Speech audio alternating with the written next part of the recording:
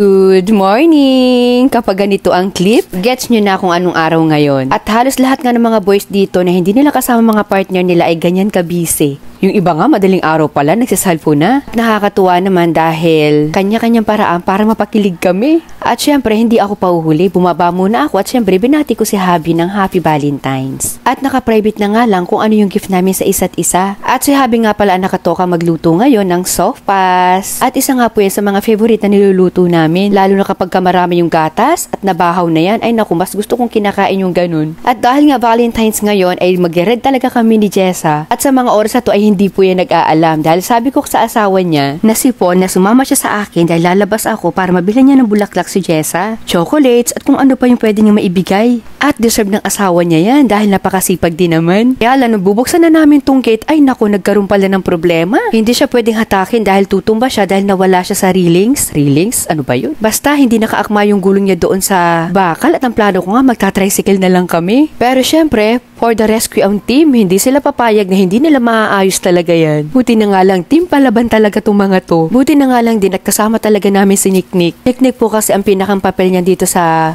team namin ay siya po talaga ang welder ko. Kaya siguradong may idea siya kung anong gagawin dun sa gate. Ang plano ko nga talaga sana hapon na lang kami bibili ng bulaklak para mas mura. Kaya lang mas maaga, mas maganda. Ang tahimik dito sa kanila at walang traffic. At 10 minutes lang naman yung layo mula doon sa dream house. Bukod sa bibilhin namin na ibibigay kay Jessa, ay diretso na rin kayong mamimili para pananghalian. Pagdating nga namin ng palengke, ito na agad ang bumungad. Hindi na ako nagpatumpik-tumpik pa. Bumili na ako nito para sasabawan namin. At syempre, bumili na rin ako ng sariwang tulingan. Ay sorry, tambakol yata yan. At paggagataan ko naman kay Kuya Judy. Nakakaaliw talagang bumili ng mga isda dito. Bukod sa sariwa na, mura pa. Nakakita rin pala ako ng paa ng manok dito. Ang lalaki, kaya bumili na rin ako ng 2 kilo. Ang sarap talagang pumunta ng palengke. Tapos mga sariwa yung mga bilihin. Kahit wala kang planong bumili, mapapabili ka talaga. At tuwang-tuwa ako sa pusang to kasi sobrang cute at napakabait. Alam niyo ba yung dilaw na pusa?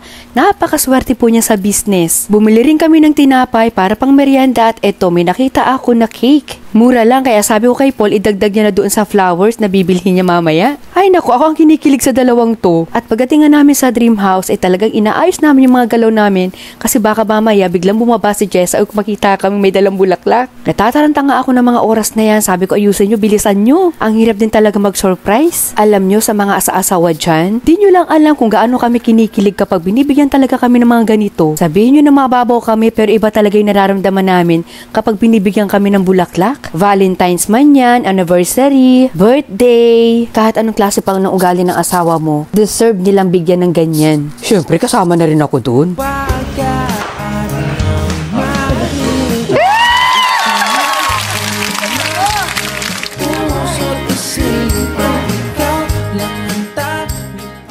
Ay, nako, nakakatawa talaga yung ganitong moment. May na-extra pang chismoso. Okay, tagal kitang hinanap. Okay, tagal ko ring nangarap. Alam nyo, normal naman sa mag-asawa yung nag-aaway. At normal din yung may mga pinagdadaanan. Hindi kasi po pwedeng mabubuhay kayo na lagi na lang kayong masaya. Wala kayong pagdadaanan. Kalokohan yun. At yung ibang mga boys na wala dito yung partner nila, ay nako, bumawi na lang talaga kayo pagbalik ng Manila. Mas masaya nga yun kasi may cash na, may gift pa. Siyempre, hindi dapat mawawala yung flowers. Kaya nga kayo nandito, di ba? Para sa pamilya nyo. Kahit gaano tayo kabise, napaka-importante ang bonding ng pamilya. At ito na nga ang pakabog ni Kuya Judy at ni Mama. Pag-angat pa lang, nako, ulam na. Sabi ko nga kay Kuya Judy, wag siyang pakakabog. Bicolano yan. Special recipe po talaga ng mga taga Bicol ang ginataan. At ito naman yung sinabawang isda. Ay nako, nagkikrib na naman talaga ako habang nag-voice over ako dito. Itong gata, tingnan nyo naman yung sili. Dahil marami naman yung isda, kaya ayan, nagprito rin sila. So tara na, kain na tayo kasi si Jessa, baka kunin yung isdang gusto ko. Pag mga ganyan lang talaga ang ulam, nako, hindi mo na talaga akong papakanin para lamang talaga ako. At pagkatapos nga po namin kumain dyan, ay pupunta muna po ulit ako doon sa kapatid ng may-ari ng bahay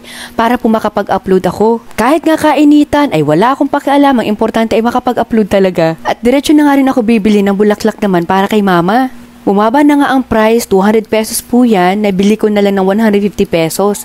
At para naman hindi boring, niligyan ko na lang talaga ng 500 pesos. Mas magugustuhan ni Mama yung 500 pesos kaysa doon sa bulaklak. At sigurado ako mas mumura nga yan kapag gabi na at kinabukasan na. Pagdating dito sa bahay, wala talagang kaalam-alam si Mama at pinuntahan ko siya doon sa kwarto na tinutuluyan namin. Yan pa naman ang gustong-gusto ni Mama, yung sinusurpresa siya. At to the rescue naman itong si Jessa kasi hindi ko talaga mabubuksan yung pinto dahil hawak ko yung camera, hawak ko yung flowers.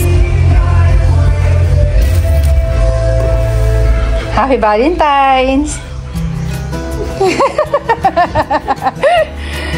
Kala mo wala ka buksan mo na.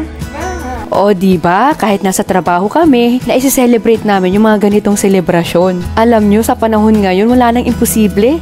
Kahit malayo ka, pwede mag-celebrate. Kahit pa inuman, video call, pwede naman, diba? Mas tipid pa nga yun, kesa umalis ka pa. And update naman sa ginagawa ng ibang workers dito, ayan, ang ganda na. Hindi nga ako nagkamali kung anong magiging outcome nitong lamesa na ginagawa nila. Hindi rin talaga papatalo sa talent ang mga Pilipino. Yan talaga yun eh. Syempre, kung may angas ka, kung may yabang ka, dapat may skill ka. At tuloy-tuloy pa rin dito sa second floor. Ngayon ko nga kayo i-update kung ano na yung mga nalagyan namin ng kurtina. At pasensya na kayo kung masyadong makalat, pero makalat lang yan, hindi yan madumi. At kapag tela po talaga, napakakalat po talagang tingnan. So ito yung living room dito sa second floor. Ayan, naglagay na kami dyan ng sipon. At ito naman sa master's bedroom, hindi pa nga lang po talaga tapos yan dahil hindi pa po napaplansya yan. At ito naman po yung living room dito sa first floor. At halos 2 days na nga lang darating na may-ari ng bahay kaya talaga nagmamadali na rin kami. At ito nga pala isa sa mga pinakang gift ko kay Habi. Naku, parang asama pa ng loob kasi maliit. Wala kasi ako mahanap na mas malaki kaya yun na lang binili ko.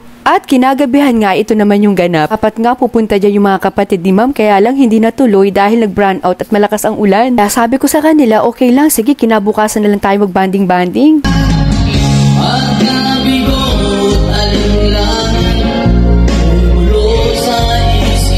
Nakatatlo or 4 na brownout nga yung mga oras na yan. Pero okay lang kasi kinalaunan ay nagkaroon din naman ng kuryente. Akala nga namin nung una magtutuloy-tuloy eh. Marami pa naman sa mga workers ko ang mahilig kumanta. Paano sa mga gusto pong umorder, nasa screen lang po ninyo ang aming contact number.